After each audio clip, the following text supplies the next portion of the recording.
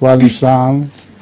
मेरा सवाल है कि जब 17वीं सदी में ताउन की बीमारी फैली थी। ये फरीदा अम्बरीन। अच्छा अम्बरीन, हाँ। जब 17वीं सदी में ताउन की बीमारी फैली थी तो क्या ये खुदा की तरफ से अजाब था? 17वीं सदी में कौन सी फैली थी?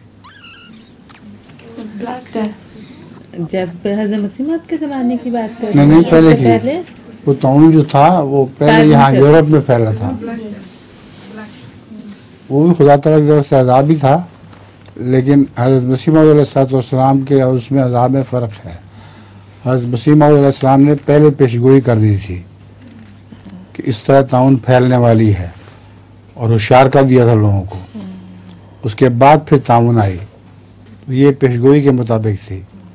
जो पहले ताउन थी वो इसलिए कि वैसे यहूदी बहुत सफाक हो गए थे और बहुत जुल्म करते थे, तो उनकी वजह से ताउन फैली थी और ज़्यादातर यहूदियों पे पड़ी थी।